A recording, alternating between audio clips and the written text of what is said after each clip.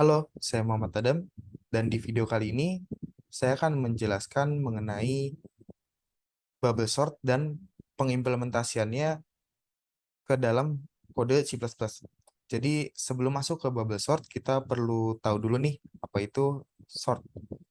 Jadi sort itu adalah sebuah metode penyelesaian atau algoritma dalam menyusun data yang posisinya tadi acak menjadi terurut.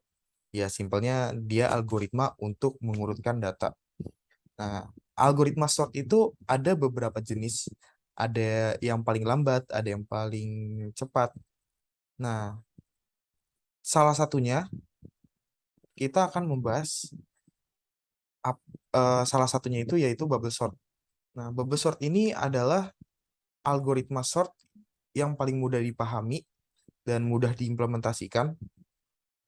Namun bisa dibilang karena ini yang paling mudah, bubble sort itu agak lambat dari jenis-jenis algoritma lain.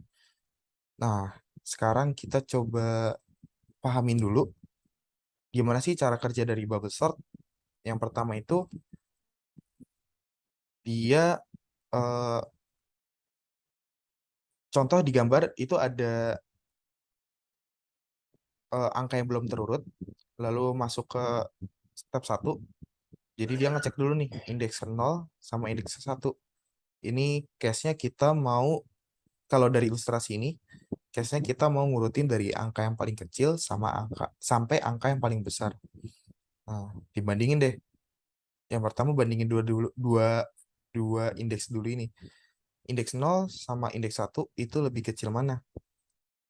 Oh, lebih kecil indeks 1, maka ditukar posisinya. Indeks 0 isinya 3, indeks 1 isinya 5. Nah, ini setelah udah terurut, masuk ke step 2, dia maju satu langkah, bandingin deh tuh indeks 1 sama indeks 2.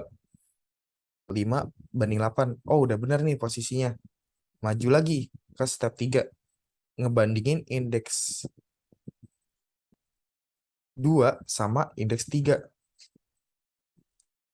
Oh, ini posisinya indeks 3 lebih kecil. Ya udah, ditukar posisinya sama indeks 2. Begitu seterusnya sampai angkanya itu terurut semua. Nah, setelah sudah paham ilustrasinya atau cara kerjanya, kita langsung masuk ke implementasiannya ke dalam kode C++. Ini saya sudah membuat contoh kode yang simpel. Jadi yang pertama kita bahas itu function swap dulu. Apa sih itu function swap? Jadi function swap itu eh, dia menerima dua parameter pointer. Kenapa kita pakai pointer? Karena tujuannya ketika function swap ini dipanggil, kan dia bakal mengirim dua variabel, dua parameter. Nah, ketika parameternya itu value-nya kita ubah di dalam function swap, itu juga berpengaruh. Semisal function swap ini nanti kita akan panggil di function main, function utama di sini. Nah, tujuan kita pakai pointer agar ketika kita ngerubah di sini, misal angka 1 diisi sama angka 2, nanti yang di sini di function main ini juga berubah juga value-nya. Ngikutin perintah dari function swap.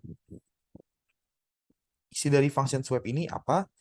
Isinya itu tujuannya untuk eh, memutar posisi posisi variabel. Nah, yang pertama kita siapin dulu nih variabel temporer, lalu kita isi sama isi dari pointer angka 1, parameter angka 1. Nah, setelah itu angka 1 isi sama angka 2. Nah, angka 2 akan kita isi value dari variabel temporer yang tadi udah kita isi sama eh, variabel angka 1. Jadi intinya nuker angka 1 jadi angka 2 jadi angka 1 value-nya. Nah, kita masuk ke function main. Jadi di sini kita udah nyiapin nih, ada 6 angka, 6 angka yang tidak terurut. Lalu di sini kita udah isi juga size-nya, kita kasih tahu juga ukuran dari array ini tuh ada berapa sih, ada berapa angka. Sebelum kita masuk, kita cetak dulu nih buat tahu perbedaannya sebelum bubble sort sama sesudah bubble sort nanti setelah kita jalankan sort ini. Udah dicetak, nanti akan tercetak angka yang belum terurut.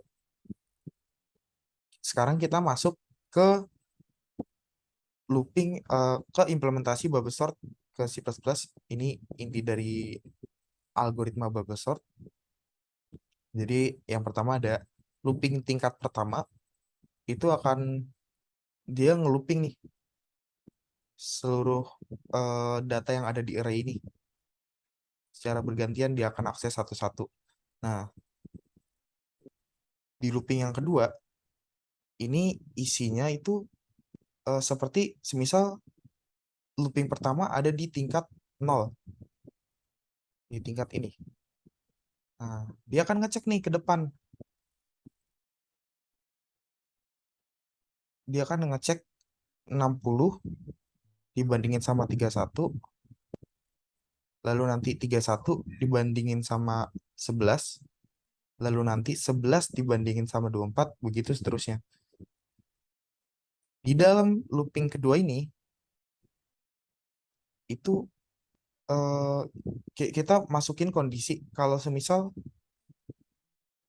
ini kan kita contohnya kita mau nyortir dari angka terbesar sampai angka terkecil. Nah, di sini kita bandingin nih. Kalau misal contoh ya di indeks ke 0 apakah lebih kecil dari indeks ke 1? Ini J plus 1. Jadi semisal J-nya 0, nah di sini dia di plus 1. Jadi dia ngebandingin 60 sama 31 itu lebih kecil mana? Kalau semisal lebih kecil indeks ke 1,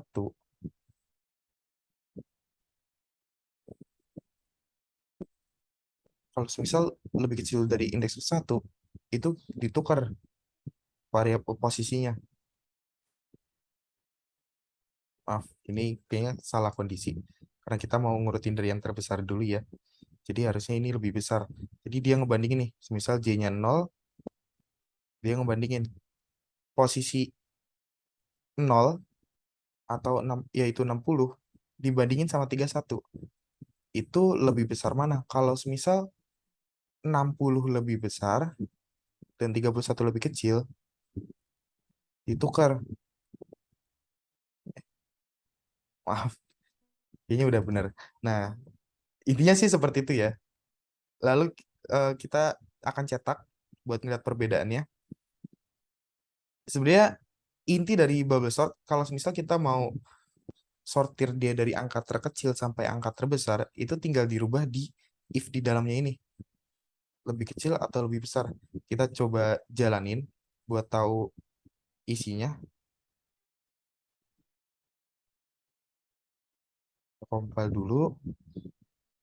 Bubble sort.